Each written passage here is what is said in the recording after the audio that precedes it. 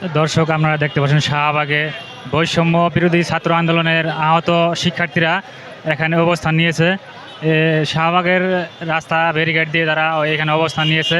এখানে দেখা যাচ্ছে অসংখ্য ছাত্র এখানে রাস্তায় বসে আছে এবং বিভিন্ন ব্যানার ফেস্টুন নিয়ে তারা অবস্থান কর্মসূচি পালন করতেছে। তাদের দাবি হলো তাদের যে শহীদ এবং আহত ছাত্ররা আছে, তাদের একটা দাবি আছে, সে দাবিগুলো পূরণের লক্ষ্যে তারা এখানে অবস্থান করতেছে। এদিকে দেখতে পাচ্ছেন সংবাদ সম্মেলন হচ্ছে। এদিকে পুরো রাস্তায় তারা ব্যারিকেড দিয়ে এখানে সমাবেশ করতেছে। এতে মানুষের ভোগান্তি সৃষ্টি হয়েছে, রাস্তাঘাটে গাড়ি ঘোড়া সব যানজট বেজে গেছে। এদিকে দেখতে পাচ্ছেন অসংখ্য ছাত্ররা এখানে উপস্থিত হয়েছেন। বিভিন্ন গণমাধ্যমে তারা সাক্ষাৎকার দিচ্ছেন। তাদের দাবিটা হলো তাদের যে আহত শিক্ষার্থীগুলো আছে এবং শহীদ পরিবার আছে, তাদের শহীদ পরিবার বা আহত শিক্ষার্থীদের সুযোগ সুবিধা বৃদ্ধির দাবিতে তারা রাস্তায় অবরোধ করেছে। এদিকে দেখতে পাচ্ছেন সারি সারি ছাত্ররা একদল সারি হয়ে এখানে জমায়েত হয়েছেন। ভাই, আপনাদের দাবিগুলা কি? ভাই কথা বলার সময় ভাই গলা ব্যথা হয়ে গেছে, কথা বলতে পারতেছি ভাই। প্লিজ ভাই, সকাল থেকে বলতেছি ভাই, প্লিজ। প্রিয় দর্শক, এদিকে দেখতে পাচ্ছেন অসংখ্য লোক, অসংখ্য ছাত্ররা এখানে ব্যারিকেড দিয়ে তারা তাদের দাবি আদায়ের চেষ্টা করতেছে। শাহবাগের মিডলে তারা এসে অবস্থান নিয়েছে। এদিকে দেখতে পাচ্ছেন গাড়িগুলো যেতে পারতেছে না, গাড়িগুলো যানজট বেঁধে আছে। এদিকে দেখতে পাচ্ছেন গাড়িগুলো দাঁড়িয়ে আছে।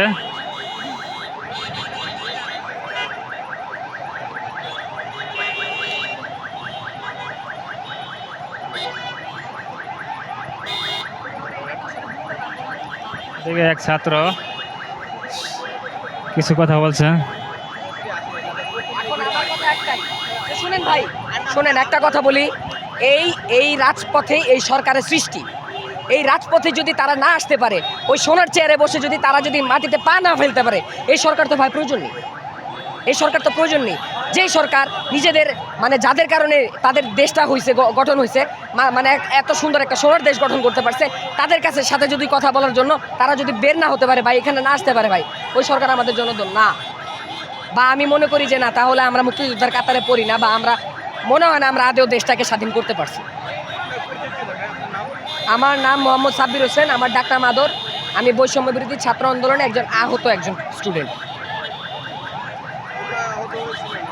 দর্শক, শুনতে পারলেন এক ছাত্রের বক্তব্য। তিনি তাদের যে সমস্যাগুলো, সে সমস্যাগুলো তারা সংবাদ সম্মেলন করে বিভিন্ন সাংবাদিকদের বলতেছেন। এবং এখানে দেখা যাচ্ছে দীর্ঘ যানজট, এখানে মানুষ এবং গাড়ি ঘোড়ার যে যানজট, এই গাড়ি ঘোড়ার যানজটে একটা বিশৃঙ্খলা অবস্থা হয়ে দাঁড়িয়েছে।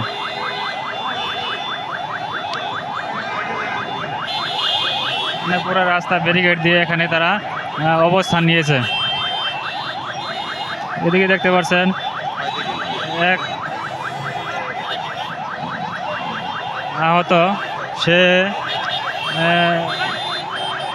সে আন্দোলনের সময় আহত হয়েছেন, সে রাস্তায় শুয়ে আছেন। এদিকে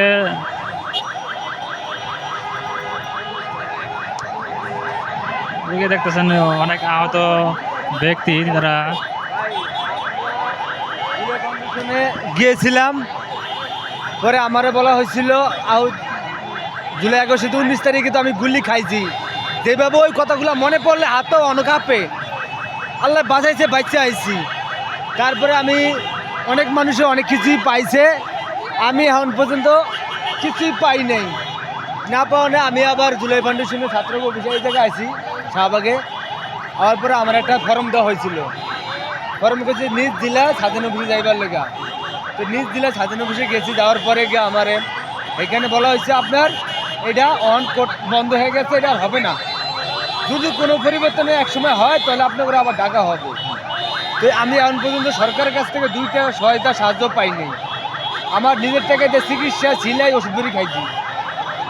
তারপরে আমি এই শাহবাগে এই কারণে আমার আওয়া উচিত আসছি। আমি অনেক সুযোগ সুবিধা পাইনি সরকারের কাছ থেকে। দর্শক আপনারা যারা দেখছেন সবাইকে শুভেচ্ছা। আসলে আজকে যে একটি মানববন্ধন আমরা দেখতে পাচ্ছি, তারা আহতদের 2টি ক্যাটাগরিতে ভাগ করতে হবে, তাদের 2টি ক্যাটাগরি করতে হবে। আমার পাশে যে দাঁড়াই আছে ইনি আহতর ভিতরে একজন। এনার দাবি হলো যে জুলাই ফাউন্ডেশন থেকে আদৌ পর্যন্ত তাদেরকে কোনো সহায়তা করা হয় নাই। ইভেন তাদেরকে বলা হয়েছে যে তাদেরকে দেয়া হবে, এটা বলা হয়েছে, প্রতিশ্রুতি দিছে, কিন্তু আদৌ তার কোনো কার্যকর ভূমিকা এখনও তারা দেখতে পায় নাই। তারই ধারাবাহিকতায় আজকে তারা শাহবাগ এখানে অবস্থান নিচ্ছে, এটাই।